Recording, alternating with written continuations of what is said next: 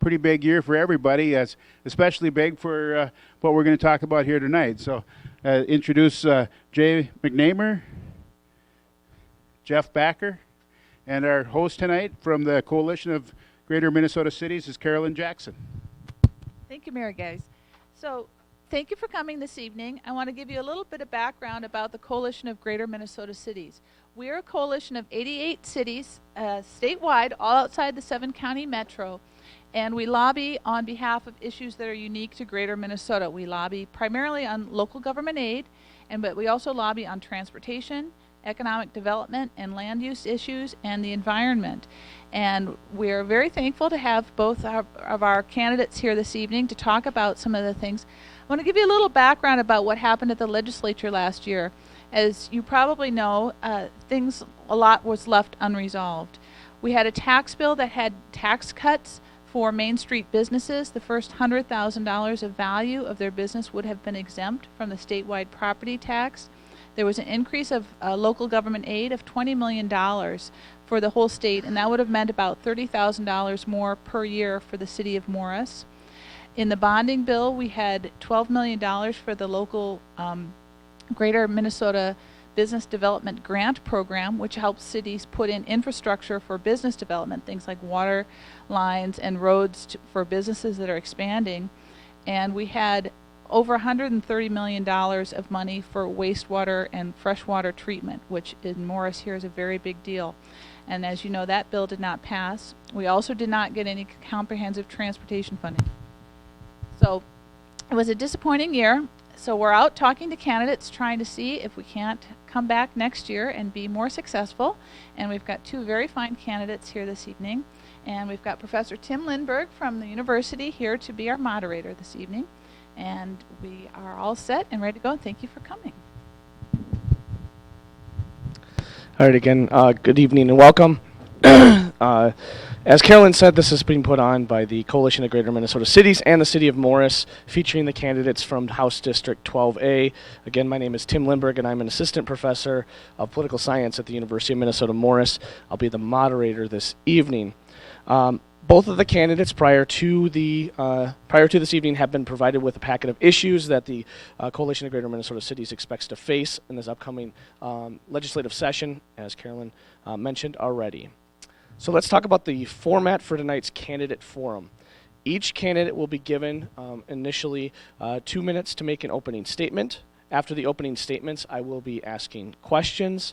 Each candidate will be given up to 2 minutes to respond to each question, and then up to a minute for rebuttal as well.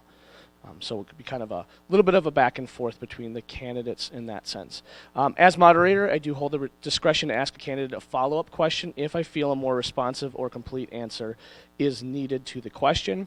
The order of candidate response will rotate with each question, so we'll go back and forth that way.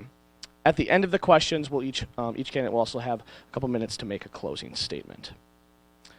Please note, candidates, that the Representative Carolyn Jackson from Coalition of Greater Minnesota Cities will be timing your responses, and she'll be seated in the front row as she is now. We'll raise a yellow card when you have 30 seconds remaining on it, another card with 10 seconds, and then a stop card. Okay.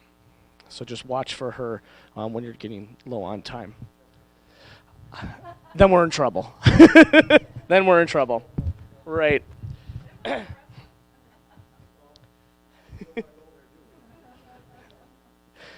So again, we want to thank the candidates for both coming and attending tonight's forum. We have the DFL candidate, Jay McNamar, and Republican candidate, Jeff Backer, who is also the incumbent.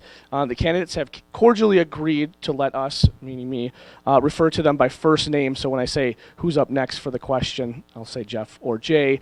And this is a reminder for Jeff, your brother's Jay, so don't get too confused with that. Then I'm talking to your the other candidate. All right, so again, to begin, please take no more than 2 minutes to introduce yourself and discuss why you are running for the legislature. For this one, we'll start with Jay. Thank you. My name is Jay McNamar. I was born and raised in western Minnesota, 1971. My wife, Robin, and I moved to Elbow Lake, where we both taught school and raised two daughters that both graduated from West Central Area School, which is now in Barrett, Minnesota. Well, we were there. We both taught school. and I also was on the fire department for 20 years, and I was a volunteer EMT at Perry Ridge Hospital for 34 years. I had a great time there. After I retired from teaching, I became mayor of Elbow Lake for 4 years, and after my one term as mayor, I ran for the House of Representatives and was elected and had a good term in 2013, 2014. You know what? I am running for two special reasons. And number one, I'm running to make sure education is fully funded at all levels. And the reason I'm doing that is this, is that we recovered from the last recession faster than any other state in the nation. And according to a gentleman by the name of Tom Stinson, which was our state economist at the time, which is sometimes known as a visionary, he said Minnesota recovered much faster than other states because of our excellent educational system. We need to keep that. We need to maintain that. We need to have one of the best educational systems in the nation to keep our state strong. The other reason I'm running is I was a former mayor, and local government aid was 40% of our budget. We need to reinstate local government aid to keep property taxes down and allow our cities to have the amenities and necessary things to keep our cities safe and a good place to live in. Thank you. Go ahead, Jeff. I'm Jeff Backer. I'm from Browns Valley. Like was said, there's two of me. My twin brother is Jay. Been married for 23 years with my wife Judy. I have a lovely daughter and also 5 great nieces and nephews. I've served as an EMT for our area for 23 years. One of the reasons I've decided to run is really have a strong rural voice. Over the last couple years, what has concerned me, I have served as mayor for 6 years. Prior to that, I served as our school board member, also served as a council member. But we really need a voice for rural Minnesota. There's 10 of us that changed the House from one party to the GOP, and they refer to us as the majority makers. One of the things that was extremely important to us is that we would get funding for our rural nursing homes, and we did it. We had a generational change, and we need to take care of our seniors. Our seniors are the ones that have taken care of us, fought for us, defended our country. So that was something that we worked on extremely hard. We achieved that. So that's part of the rural voice. Number two, we know where families go, the nation goes. We really need policies to strengthen families of all sizes. That's another reason that I'm running. We also need reasonable health care. Unfortunately, right now, MNsure has been a disaster, and we need to bring back reasonable health care. I have knocked on many doors. Unfortunately, many doors. People have lost their health insurance, and we need to help people with that. That was supposed to be a program that provided better health insurance, and it has not lived up to that at all. So thanks for coming, everybody, tonight. Thanks for hosting us. We appreciate the American Legion for letting us to be here also.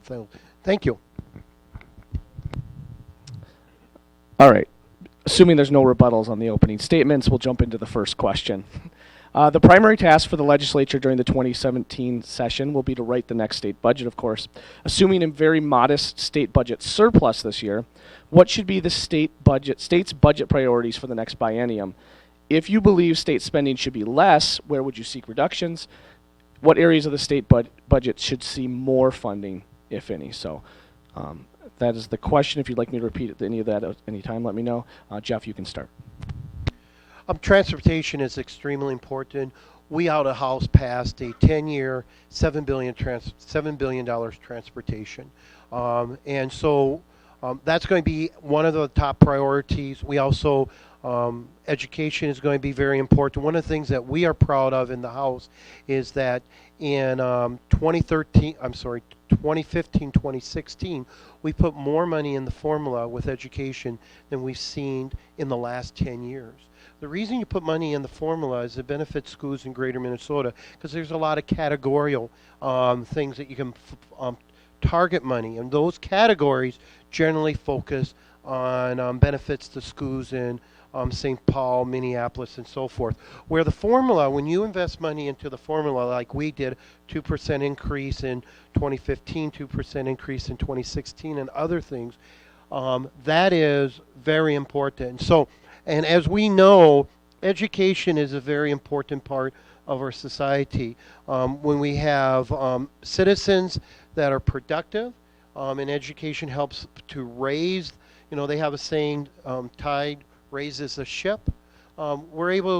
Education helps to do that. We also need to, one of the things that I fought for, I was the chief author for the county aid program. We need to do that and look at also increase in LGA. Us Greater Minnesota reps worked extremely hard for that $20 million increase. We passed it out of the House with nearly all Republicans. The Senate passed it, and unfortunately, our governor is the one that vetoed it over a train in St. Paul, which really, really hurt us here. I understand Morris had two budgets. One, if they got the LGA, which had no levy increase, and then because of Dayton's fumbling the ball, vetoing it, that was not the case. So I think it has to be about a 3% increase in their levy. All right, Jay, 2 minutes, 3 minutes, sorry. Yeah, I do have some priorities for our budget. First of all, transportation, again, is one of our priorities. We never got a transportation bill funded last session. And what we need to do is we need to make that one of our first things that we do. And we need to find about $600 million of dedicated funds for the next 10 years to fix our roads and bridges. Our roads and bridges right now are in disrepair. They're not doing very good. And that's important to us out here in Greater Minnesota because our roads are how we get around. That's how we get our product to market, and that's how we go from place to place, get our workforce to work. The second thing is adequate funding for education at all levels. Like I said before, education is one of the reasons why Minnesota is as good a state or great a state as it is. We're number one in the nation as far as I'm concerned. We need to keep it that way, and the only way we stay that way is by funding it. Border-to-border broadband. Out here in Greater Minnesota, we have areas that not only have poor access to broadband, we have areas that have no broadband. And what we need to do in order for us to compete on a world market, in order for our businesses and our farmers and our schools and our factories, our manufacturers to compete in a world market, we need to be connected to high-speed internet. Border-to-border broadband is one place we need to invest in. We also need to invest in funding local government aid and fixing county program aid to help keep our property taxes down and make our small communities here in Greater Minnesota a great place to live in. All right, Jeff, if you'd like a minute rebuttal to anything that Jay said there. Sure. Let's just talk about transportation. In 2013, 2014, there was not a comprehensive tax bill at all. We put together a comprehensive tax bill. The Senate and the governor fumbled the ball with that. So we came back. We put it into the bonding bill. We had everybody bonding transportation bill. We had the leaders of the Senate, House agreeing on it. We passed it out of the House.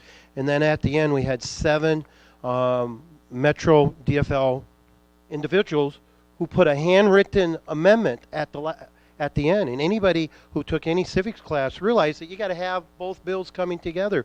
So we as House members, on a bipartisan base, we passed that bonding transportation bill together across aisle on both parties. We got the job done. But the Senate is the one that fumbled the ball. And then, of course, Dayton was holding the tax bill because of a train in St. Paul, where 98% of the Minnesotans use roads and bridges. We have to prioritize things. Okay, Jay, go ahead. Blaming other people for mistakes that happens not right. Take responsibility. Get your bills in on time and get your work done on time. And if there's a last second change, then that allows for things to occur. It wasn't there. Time mismanagement. That's nobody's fault but the people who are bringing the bills to the legislature. Okay. The next question here. Local government aid continues to be an important program for restraining property taxes and providing services to residents and businesses at a reasonable cost. For 2017, the LGA formula distributes approximately 66% of all funds to Greater Minnesota versus 34% to the metro area. The LGA formula was reformed in 2013 and has the support of the CGMC, Metro Cities, and the League of Minnesota Cities. The LGA appropriation to cities across the state is flat. It does not increase with inflation. Also, due to past cuts, LGA is still $45.5 million less than it was in 2002. Do you support the current LGA formula, and would you support an increase in LGA to get back to the 2002 level? And this one we'll start with Jeff. I think I'm first. You know what? I support LGA wholeheartedly. I'm a former mayor.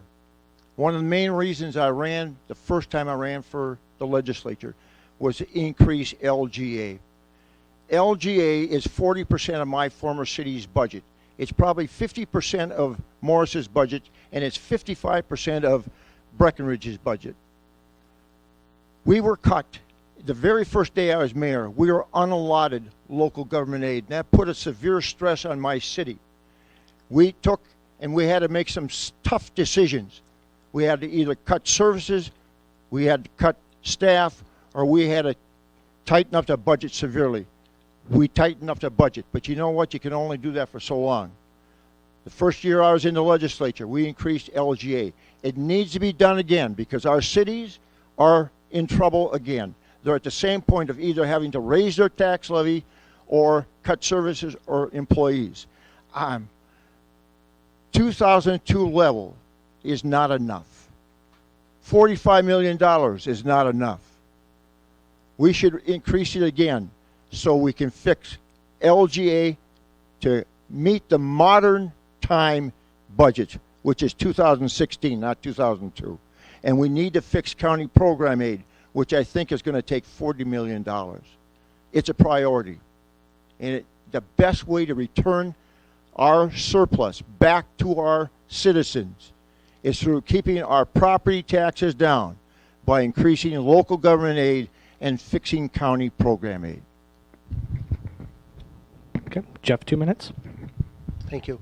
I served as mayor of Browns Valley for 6 years, and I understand the importance of local government aid. Again, us Greater Minnesota reps, the majority makers who switched from one party to the other party, we really worked together. We started with $45 million. Challenge is the governor did not have it as a priority. That was the fact. We then had a compromise. That's what you do. You work with on both sides of the aisle. You work with all branches of government. We came back with $20 million on it each year. I know your organization worked extremely hard for that. And we got it passed out of the tax bill. We passed it, again, nearly bipartisan. It was 89%. And then we had the governor veto it. So, and I know a lot of people from Morris called asking the governor not to veto it.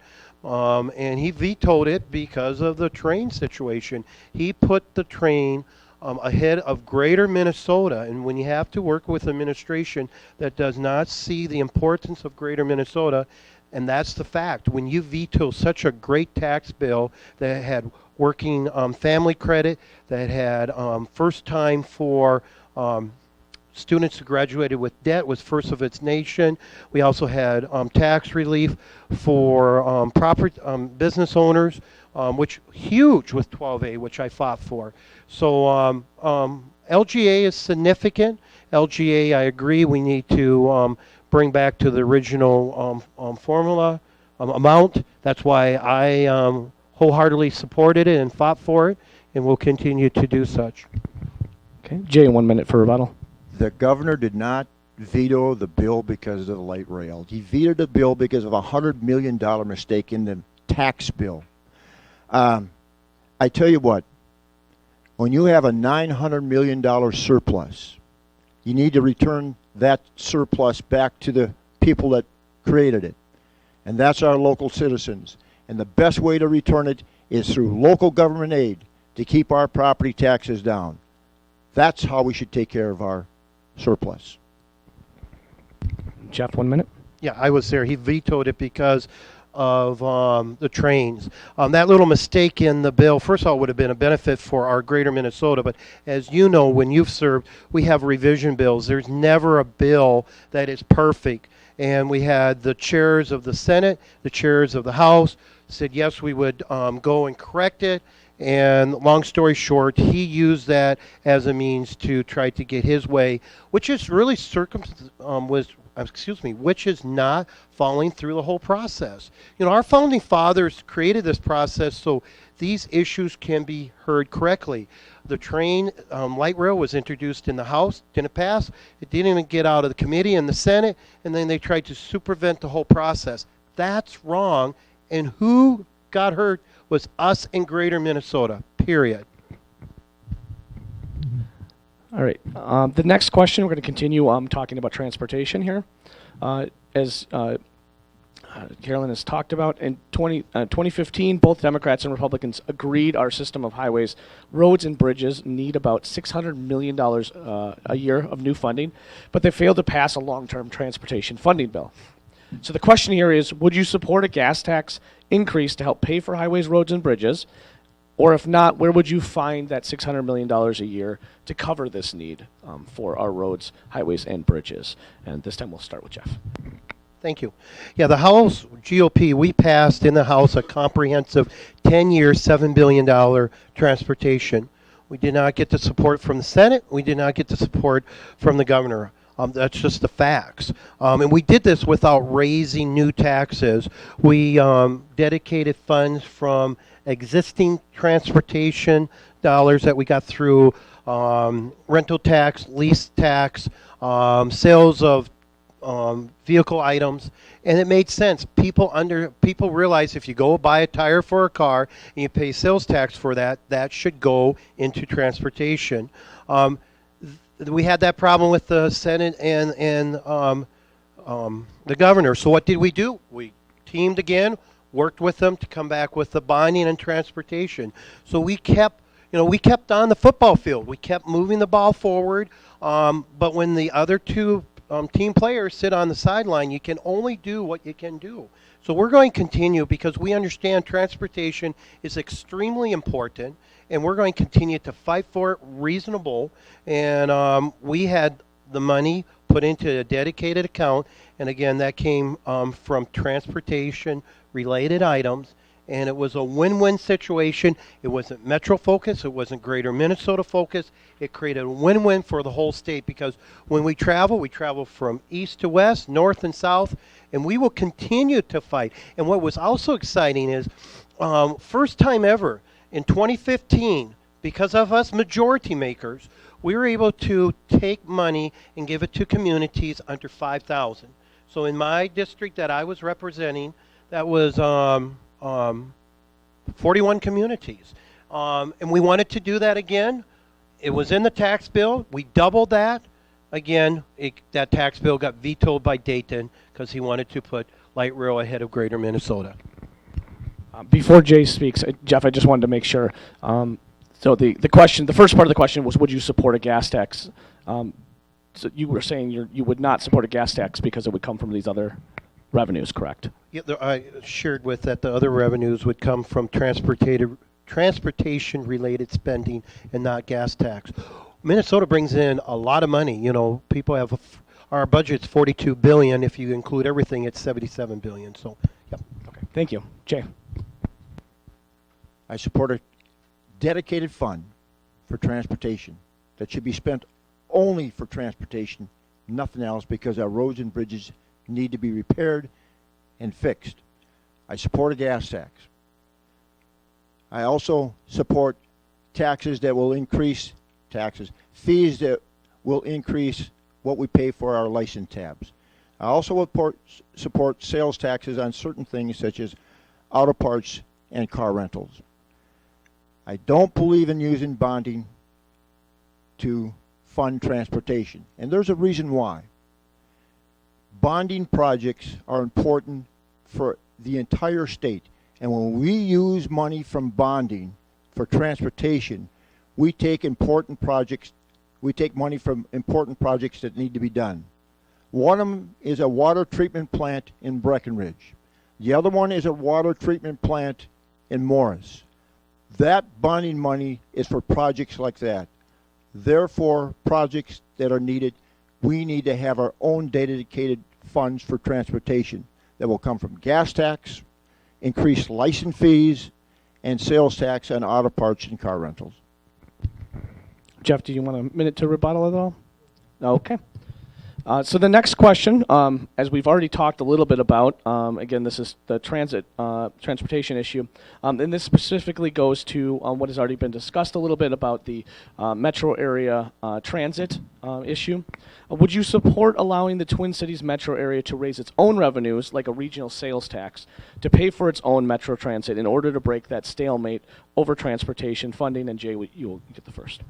I would support the metro area funding light rail. 80% of the light rail is paid for by federal funds. The rest is going to be picked up by sales taxes that are going to be generated in the metro area. You know what? Light rail will prevent more traffic congestion down in the metropolitan area, which will help to prevent constructions of new lanes and new highways, which in the metro area, because of the expense of the property, the costs are prohibitive. Light rail will cut down on traffic congestion. It will provide more funds for us because we won't have to create highways in the cities, more funds for highways and bridges out here in greater Minnesota. It's the right thing to do. If you've been to a large community, a large metropolitan area, most large metropolitan areas are accessed by either light rail or subways. It's the right way to get people around in crowded areas. Jeff? No, I would not support increasing taxes, in the metro area for that. One of the things that's not shared here is that 50% of the operational cost of light rail is paid for by us. It is not paid by the metro area. Minnesota statute talks about that. The operating cost of the trains, light rail, is paid by the state of Minnesota. That is us. So let's look at Big Lake. If we go from Big Lake down to Minneapolis, that is subsidized by us as taxpayers, $22 one way. That's $44 round trip. That's $900 a month. We as state of Minnesota could lease them a Mercedes-Benz and fill the gas tank every time. I believe we need transit, but it's much better common sense for us with buses. I've seen down transit in Minneapolis, St. Paul. They're a third full. We even have trouble collecting the fees. Let's correct what we have. And then the current one we have right now, we have 3 lawsuits. And, we're saying that we can bring money from the federal government. Excuse me, we're the federal government. Where's the federal government? $20 trillion in debt. So we just want to keep spending on projects that isn't feasible. There are better ways to move people with buses and other things instead of putting us in debt in something that's not profitable. When we subsidize, we as taxpayers here in 12A is subsidizing light rail and on the operational costs of it. So we need to set priorities. Priorities are our roads and bridges across. 98% of Minnesotans use roads and bridges. We need to set priorities like we do with our family budget. Also, businesses do that here. Makes sense that we do it for the state of Minnesota with transportation. All right, Jay, 1 minute to rebuttal. Right. If we don't support light rail, that's being short-sighted. The projected population of the metropolitan area is going to increase by 1 million people in 2025. We're going to have more congestion than we can handle. Light rail will provide a method of getting people around without having to build more highways, which is extremely expensive. So by investing in light rail today will save us money in the future. Jeff, a minute as well. I think 1 mile of light rail is like $1 billion. It's extremely high.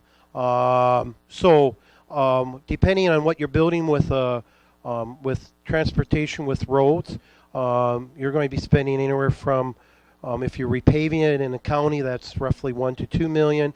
If you're reconstructing it, you could be probably about $8 to $10 million a mile. You can get a lot of miles when you're with light rail, and we can expand lanes. People like the flexibility of transportation, and if light rail paid for itself, then why do we have to invest half of it in the operational costs?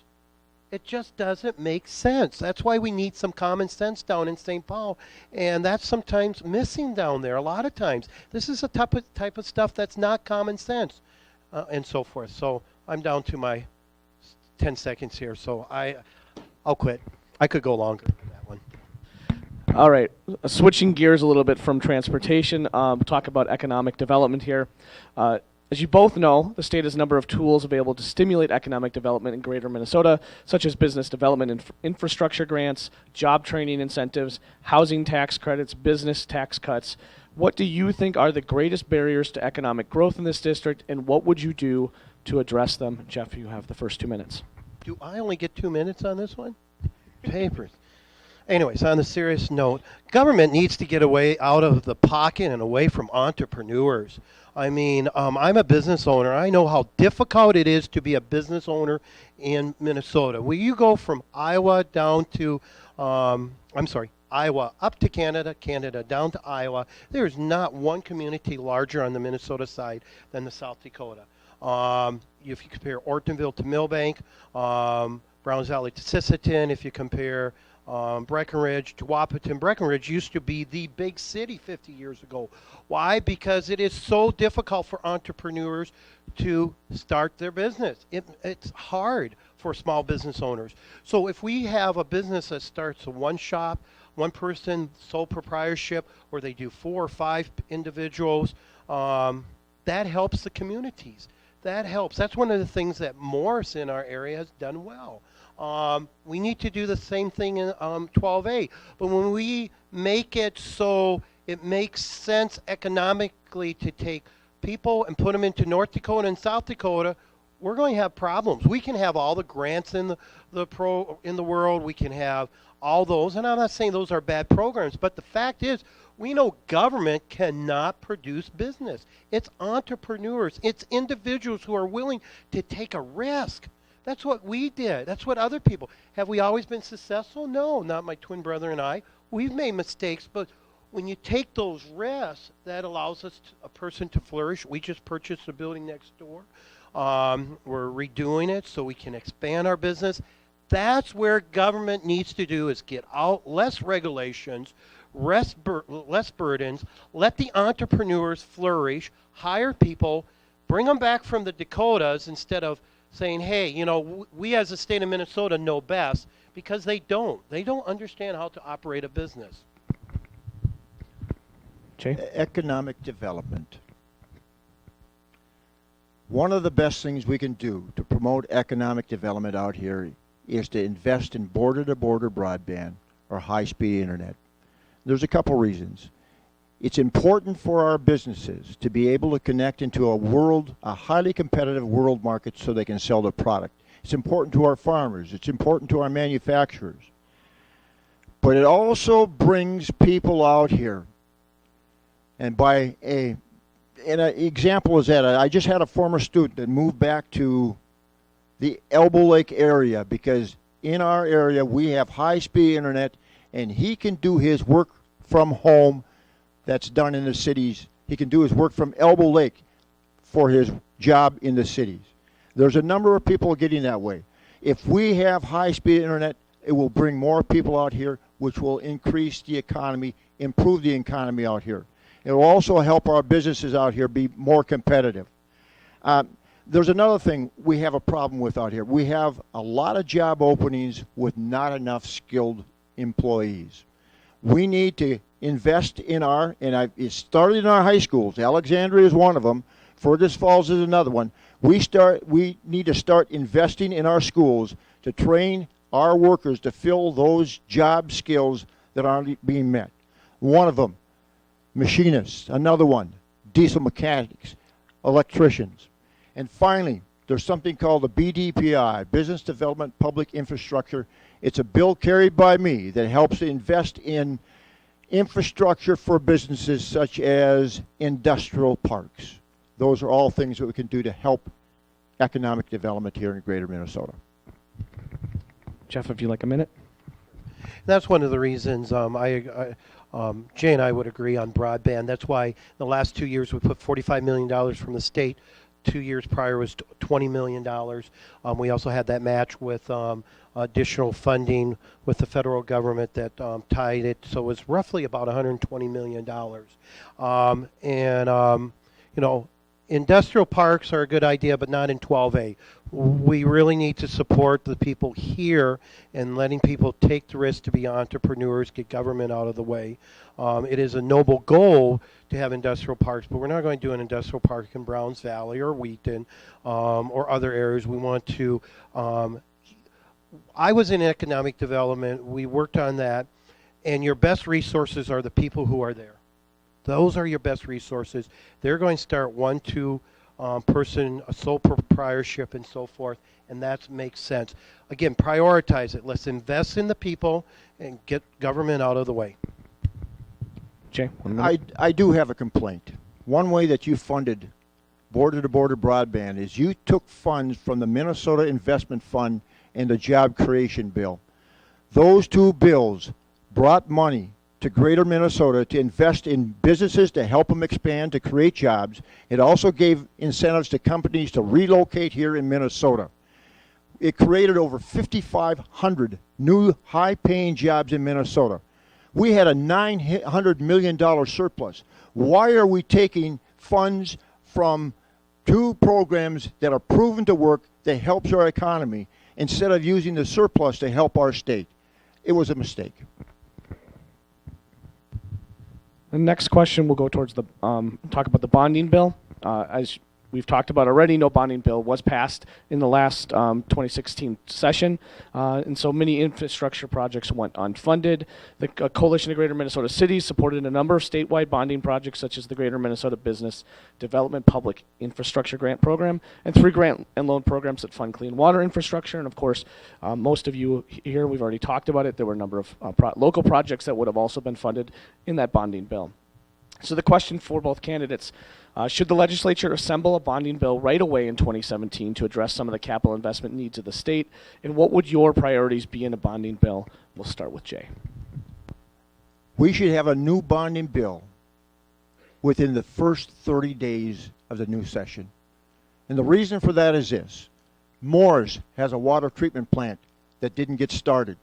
And every day we wait, it's going to cost more and more to build it. Breckenridge has a water treatment plant that didn't get started. Every day we wait, it's going to cost more and more to get it started. There are a number of projects that need to be done. The most important thing that just really bothers me about the bonding bill not being passed is it was I think, $1.2 billion bonding bill. A $1.2 billion bonding bill creates 20,000 new jobs. You know what that does to the economy? It kickstarts it. And it didn't get done. That was a severe mistake. Talk about economic development. We missed the boat. Jeff, 2 minutes. Yeah, there was no we. It was the governor who missed the boat. We passed it out of the House. We sent it over to the Senate. We had a strong bonding bill. Infrastructure, we weren't building statutes in Minneapolis. That's where you get common sense. I carried the water many times, not to use the term water, for Morris and Breckenridge. I had people who come to me, we need to cut. I said, no way, we're not going to cut Morris, Breckenridge, or the other projects in 12A. I fought for those. So there was not we who killed the bill. It was Dayton who killed the bill. And that's just the fact, because he wanted trains, light rail, and now he's trying to supervent the Senate and the House with other stuff there. But we fought extremely hard. We kept going back and forth. Again, it's kind of like a football game. If the quarterback don't get on the field, what are we supposed to do? Drag him on? When Dayton keeps sitting on the sideline, we can't do anything. And that's just the facts. We had the agreement between the Senate. We had the agreement with the House. We sent it over to the Senate. We've worked through it through the whole year. They even did tours. I brought the Capital Investment Committee out to Breckenridge and so forth. So we worked through it through the whole year. Senate agreed, and then we had 7 Metro DFL senators who put a handwritten amendment at the last minute who killed it for the rest of us. And then Dayton want to call a special session because he wanted trains. He thinks it's simple. Trains are more important to him than greater Minnesota. It's that simple. Go ahead, Jay. Governor Dayton did not veto the bonding bill. The bonding bill didn't get done because there was a disagreement between the Senate and the House. When you leave legislation to the last second to get done, you have no room for error. That bill should have been brought up a week ahead of time. And disagreements between the Senate and the House could have been worked out. As a matter of fact, it should have been brought up a day ahead of time. It could have got done. There was full bipartisan support for that bonding bill. Like I said, that bonding bill creates 20,000 jobs. And what mismanagement is not the governor's fault. Take the blame and put it where it belongs. Put it on the legislature. And Jeff, you have 1 minute as well. Sure, good. Yeah, it's the DFL senators, and then Dayton, who's the quarterback, didn't go say, hey, guys, we have an agreement. We had an agreement with the Senate leadership, the House leadership, and that's why you play quarterback. If you want to be the main person on the, on top of the podium, you need to get in the game and work with your players. So we had that agreement. The challenge was we had 7 DFL senators who decided to take it into their own thing, and Dayton wasn't there saying, hey, you guys, don't. We got a good bonding bill. It's an infrastructure, helps greater Minnesota. The fact is greater Minnesota got thrown under the bus. That's the fact, and we worked on it really hard. I can't lead to the horse to the water to drink. I just can't do that. None of us can. So, yes, they're the ones that dropped the ball. The Senate dropped the ball, and the governor wasn't there to say, hey, guys, we need to get this passed. And Jeff, just one more thing, and I'll give you about 30 seconds to respond. The first part of the question was, do you think the legislature should assemble a bonding bill right away? I just wanted to make sure. If you do. It's a priority, especially one like we had that helped Morris, Breckenridge, other communities. We had other projects. We had $158.4 million for PFA through the whole state. Clean water, wastewater. We had things for the University of Minnesota. Good stuff. When you invest in bonding, it's like taking the state's credit card and investing in projects that can give us returns on that investment. And this bonding bill did it. All right, thank you. All right, so our next question, and this will be the final question before closing statements. While the legislature accomplished its most basic responsibility last year of passing a state budget, it does seem, as we've talked about, that the last 2 years are marked with significant disappointments, including the failure to pass a tax bill, no major bonding bill, and continued impasse over transportation. What do both of you think needs to happen at the legislature to make sure that these other important pieces of legislation are passed? And Jeff, you get to start with 2 minutes here. Well, the House is going, if we stay in the GOP majority, we're going to continue to work with the governor, going to continue to work with the Senate, whoever that leadership is. Our chairs reach across aisles all the time. I'm not chair, even a vice chair yet. And I reach across aisles. I work with freshmen, seniors. That's what needs to be done. We need to set the priority. We as House members did a lot of compromising with the Senate. Senate compromised with us. That's why we had the nursing home bill. That's why we passed the tax bill, which was, the largest the largest majority that's a bill that's ever been vetoed. So we got a lot of stuff done. Unfortunately, I think we have the media who reports on the stuff we don't get done. We work together on a lot of good bills, and we're going to continue to do that. So, first of all, we don't control who gets majority. The good people of the state who go out and vote make that decision. If I am elected, I will continue to do what I did before, and that's working with other people and You know, I have some good friends down in St. Paul. One particular, we have a lot of similarities. Our district demographics, there's similarities in the St. Paul. So we learned that. That's why halfway through the session this year, myself, Representative Tim Miller, Representative Whelan, Representative Matt Dean, Representative Lomar, all GOPs went to a meeting that was put on by Representative Dean of North Minneapolis, so we could learn more about what was important in that neighborhood of Minneapolis. So that's what I will continue to do. Jay? Bipartisan support for the tax bill, and I wanted to see that pass because it was important to me. Bipartisan support for the bonding bill. I wanted to see that pass because it was important to me. It didn't pass. It didn't pass because of mismanagement and missed time management. The legislature has to set some rules. And here's what the rules need to be. Major important bills, such as the bonding bill, transportation bill, and the tax bills, need to be brought to session a week ahead of time, a week ahead before the session ends, to prevent last-second failures. We had a last-second failure for the whole session this year. That's not right. That's mismanagement. We need to get our legislators so they have our legislator so we have our ducks in a row so we can get things done on time and within the priorities of helping the state of Minnesota. As a former legislator, I was highly disappointed what happened. It shouldn't have been. In 2014, when I was in session, we ended 2 days early because we managed our time right and we got things done. You guys need to take a look at what we did. Jeff, 1 minute for rebuttal. Yeah, in 2014, full throttle DFL control, and you didn't get a transportation bill done. There was no comprehensive transportation bill. As you know, Jay, down in the at the Capitol, it's the responsibility of the minority party to throw sand. So you are correct. They need to take leadership instead of just throwing sand in the gear. Work bipartisan. You know, we worked on the House. We worked extremely hard with our leadership. But when you have the minority leader and the assistant minority leaders who are throwing sand in the gears, we, as you know, there is respect that you let people share their views. That's why they're a representative. But you are correct. The DFL did not manage himself correctly. They didn't manage himself on the DFL. And the governor mismanaged. Also, he put light rail ahead of Greater Minnesota. Facts tell, period. Not stories, but facts. Those are facts.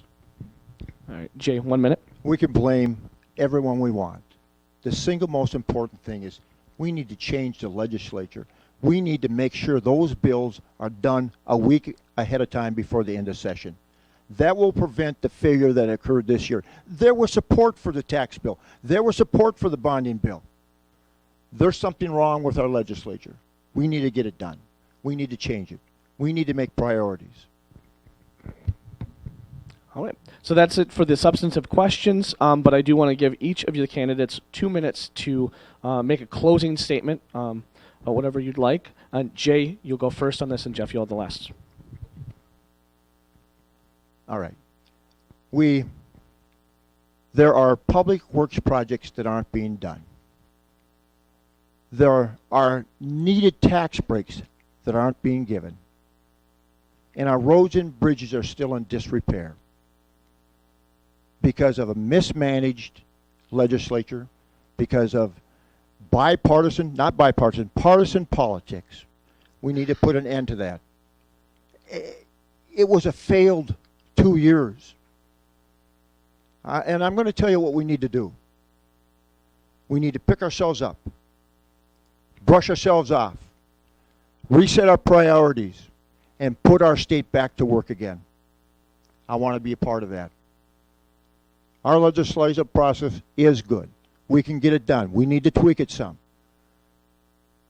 Our legislature is good.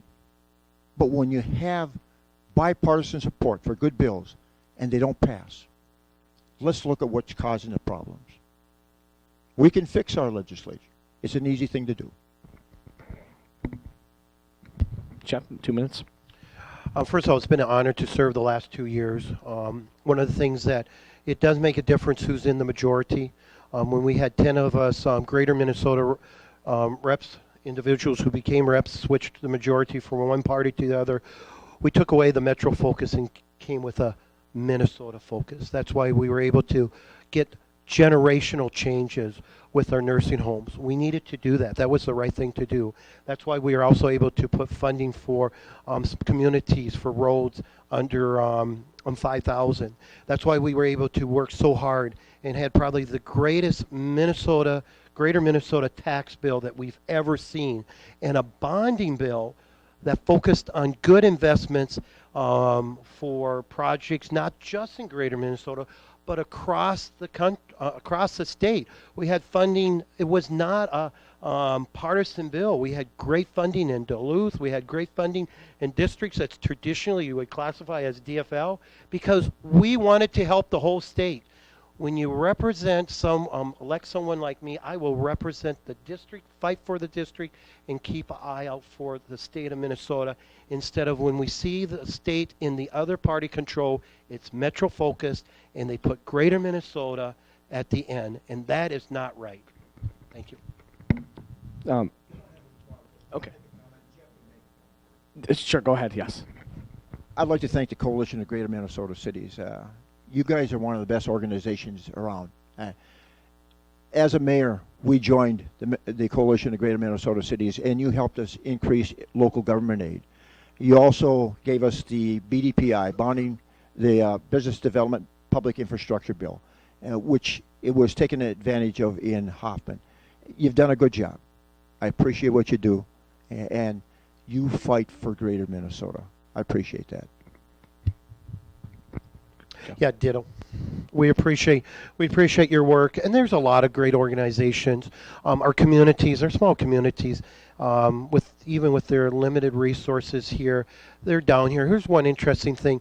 I have some good rep colleagues, friends, suburbans around the outskirts, and one of the things they said to me, you know, Jeff, you have more people who come from your district to see you than we do in our district. They got to go across the state. Here they only have to go 45 miles or 45 minutes, and you have more people. So I want to say thank you for the citizens, residents of 12A. It's been an honor and will continue to be an honor. Thank you. Okay. Well, thank you for very much to both of the candidates that participated in tonight's forum. If we can give them a round of applause. And then thank you also, of course, to our audience and anyone watching or listening to a broadcast of tonight's event. And everyone, please remember to vote on November 8th this year.